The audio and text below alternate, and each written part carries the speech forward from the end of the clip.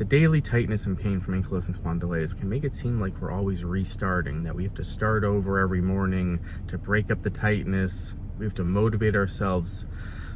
What it seems like every day we have to re-motivate ourselves to just keep going, keep trying to exercise, keep trying to progress. And one of the themes I hear a lot from people are they can't seem to consistently work out. They're always met with maybe more pain from working out. They just don't feel good during it. Maybe they do work out and they just don't feel good after. They don't feel good for a few days after. Extreme soreness.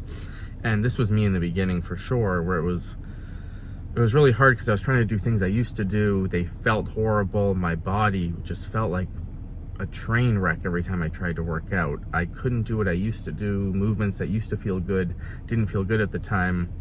And, you know, it's a common theme where people are having a really hard time just progressing strength, flexibility, cardiovascular health. And, you know, I try to encourage people, firstly, because I've seen, you know, hundreds of people who have progressed all these things, who have been able to find a routine that fit them. And it's taken some adapting, of course, but I think it's really important to know that progressing in fitness doesn't just mean working out harder and doing more. This is one of the main lessons I learned from ankylosing spondylitis. Because of the difference in symptoms day to day, week to week, for me, I can feel drastically different where I've progressed my strength and flexibility and I still play pickup basketball, but some days I just don't feel as good. And on those days, I recognize that I have to do a different sort of routine. And the main lesson I learned was progress to me started to become just trying to get some movement in when I wasn't feeling good, or just trying to get some movement in when I wasn't feeling as strong or as energized. Just finding that kind of routine that fit me that I could consistently do. And that became kind of the staple of how I was able to progress over time. I think it's really important to find something, and this could mean anything. Stuff around the house. For me, it became stretching and mobility around the house, doing a lot of things supported just to get movement going so I could just feel better, a little better that day. And I didn't think about progressing anything. I just thought about what movements feel good for me. What are some movements I can consistently do that feel good? Forget progressing. What are stretches that feel good on the body, that loosen up the joints, that give you a little bit of energy? So I think it's really important, if you're someone that you can't seem to progress, find those movements that feel good for you and stick to that. Because what I found is, if we can find a routine that we can consistently do, that'll really help the body, help the joints, help the body stay flexible. The movement can be so beneficial. And then as time goes on, once your body becomes accustomed to more movement, you're just feeling a little more energized, then that's where we can start progressing in fitness. I think it's really important just to find that baseline routine that fits you. And again, this can mean anything. For me, again, this was stretching around the house, resistance bands. I found that I could use bands on most days and feel more energized than sore. A lot of supported stretching, supported downward dog, getting my back into a wall, stretching overhead that way. So these are the things I started to do daily, and I started to really find the bend over time. Couple weeks, couple months, I started to see, oh, these feel pretty good. These are feeling easier than they used to feel. And then that's where I started to look out in fitness. So firstly is find that routine that suits you. Find that thing you can go to when you're really stiff and tight, when you just need to loosen up, and you're not pushing it 100%. You're just finding something you can do daily on most days of the week.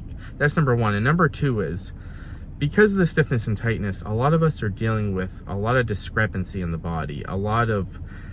There's some areas in our body that are a lot tighter than others. For me in particular, I've always had a lot of problems in my mid-back, in my hamstrings, and these have been areas that I've had to take it easier on than other areas.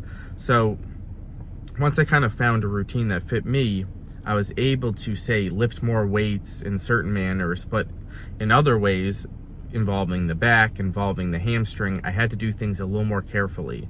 So I realized that I need to build these things really carefully, and I need to do less repetitions, less weight, and I need to make sure that I'm recovering better.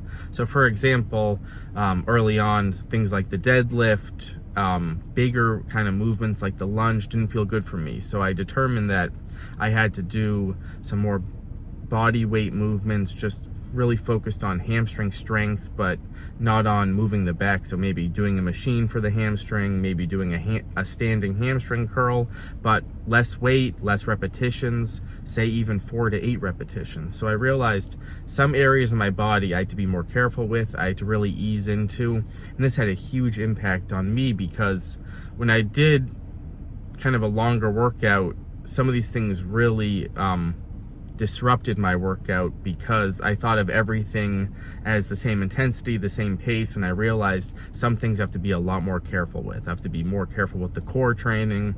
I have to be more supported with the core training. Again, with the back training, I had to do kind of less weight on the back because it was just causing just more tightness in the back. So it's important to see where are some areas in the body that you have to go a little slower with.